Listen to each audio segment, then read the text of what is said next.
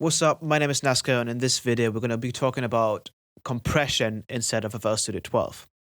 Now, compression is going to be one of those audio effects you're going to be using a lot, especially when you're producing electronic music. It is one of the most important parts about your music if you want it to be punchy and loud.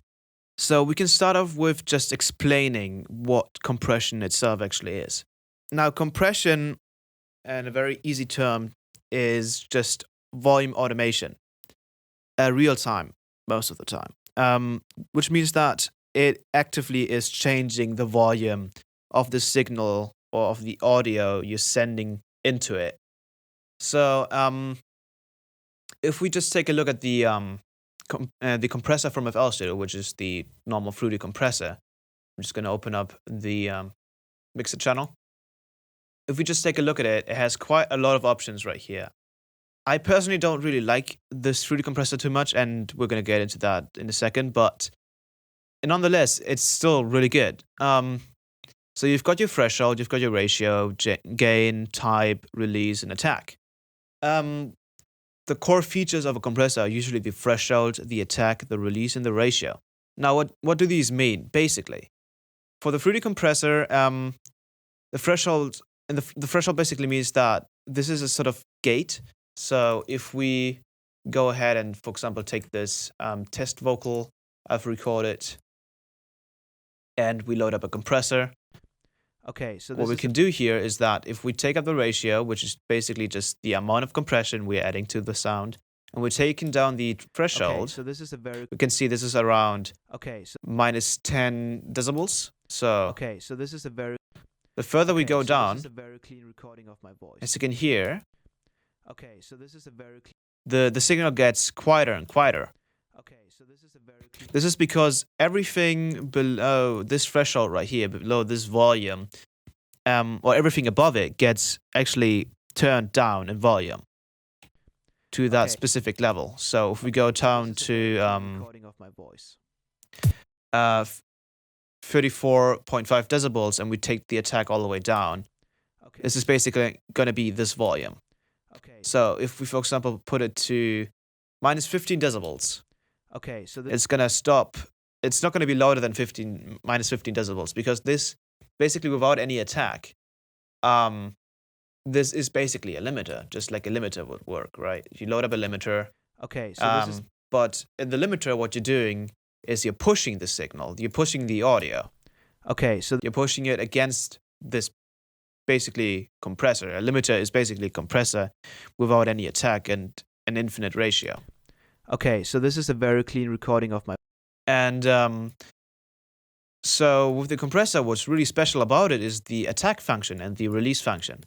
The release function basically means that once the compressor starts compressing, the amount of release time, so for example, if I set it to 1000 milliseconds, this would basically mean that after the compressor starts compressing, it's only going to start compressing again after 1 second. So when we take this down, for example, to 100 milliseconds, there's going to be a lot of volume automation going on, a lot of compression going on. But the further we take it up, the sort of softer the compressor becomes. And the attack is one of the things that's going to be the most useful inside of a compressor, especially for electronic music, because this basically just tells the compressor, okay, you've got this sound. The compressor is going to start working, but depending on how you set this, for example, if I set it to 100 milliseconds, what's going to happen is that if the sound starts playing for 100 milliseconds, the compressor is not going to do anything, and then it's going to start compressing. So this is super useful on drums or even on vocals to just really make them pop.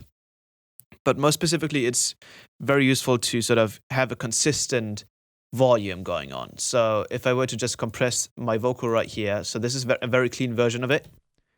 So this is a very clean recording of my voice. And if I were to add the Fruity compressor, say turn on the threshold a lot, turn up the ratio a lot, and turn down the release a lot. And then I push the gain again. So this is a very clean recording of my voice. So this is a very clean recording of my voice. So this is a very clean So we've got pretty much almost the same sort of volume peak. It's still at around below 0 decibels, but it's perceived a lot louder because what we've done now basically is we've compressed everything down to be very quiet, but like squashing it together, and then we push it back up with the gain right here. Okay, so this is a very clean recording of my voice. So yeah, that's basically what it does, but it's not just useful on vocals. You can use it on anything, really. For example, we've got this little drum loop right here. Very clean, but if we add a bit of compression to it, we can make it sound much more powerful, basically. So we're going to turn down the threshold, we're going to turn up the ratio. And let's turn down the release a bit more. Let's push it. So now you can hear how we've basically just expanded. This is very tight and very clean. And now we've just given it far more, like a lot more power. We basically just brought out all of these little details. Now, one thing I don't like about the 3D compressor, though, is the fact that this has more than just a simple compressor in it. It has a separate compressor in it that is bound to 0 decibels. So imagine this. You have your compressor, and you've compressed it down to pretty low volume. Right? And imagine just FL Studio automatically putting a limiter on it. And then if you want to push it again, and you want to push those transients, or basically the punch, the limiter won't let you do this. So you can see, if I turn this off, there's basically no difference because the limiter is already built into the compressor. That's why this limiter isn't doing anything. So one way to avoid this is that if you want basically like a real compressor without the sort of built-in limiter, what you can do is just leave it like this and then take a Waveshaper, a free Waveshaper right here. And then you basically take this point right here, right like that, and now you can push the volume the further you drag it to the left. This still adds distortion or clipping to your audio, but you can also use, say, for example, through the parametric EQ, turn off all the Q bands just so that you have a volume slider like that, and then you can push it that way either as well. And now you can tell that we've basically pushed the drum way beyond 0 decibels, but with the free compressor, we never get above that because there's a separate limiter in there. So this is not just a normal compressor. This has something special about it. You may like it, you may not, but if you want to push drums, I recommend you to just use the compressor, but don't use the gain knob. Try boosting it back another way. Right, so that was the drum loop. We've also got an example right here with some chords. So you can tell these are pretty clean, right? But they don't really have any punch. They just kind of like pop out of nowhere. So when you add a compressor to it, this can help out a lot.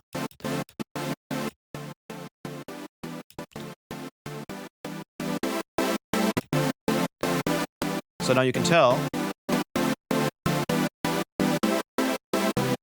what we've essentially done is given punch, a sort of like hit to those supersaws, and made it sound far more powerful. And you can also use this sort of technique with drums. So I've got this little thing right here I've done.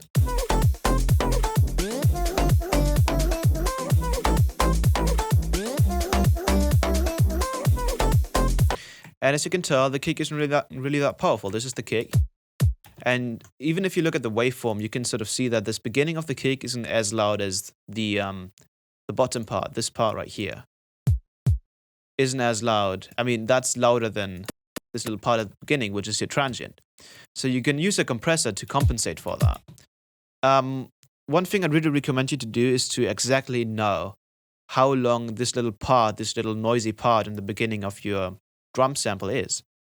So we can just right click and go to edit, and that's going to open up Edison, and then you just select this part right here, And Edison is just going to tell you how long this is. So right here, it's telling me it's 22, about 19 milliseconds. So 0.019 is 90 milliseconds. So I can close that, and I can open up the Food compressor, and I can turn down the threshold, turn up the ratio, and put my attack to, say, 18.7 milliseconds. Now you can tell we've made the kick a lot quieter.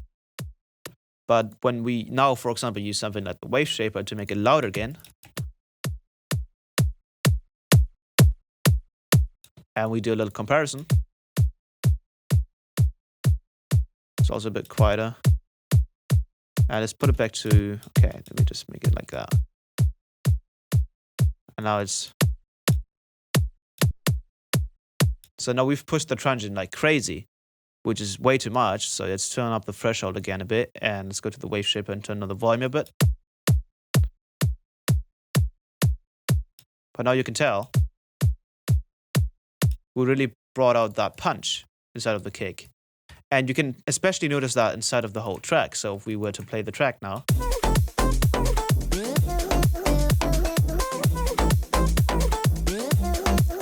you can tell the kick just stands out more. If I turn the compressor off, and now back on,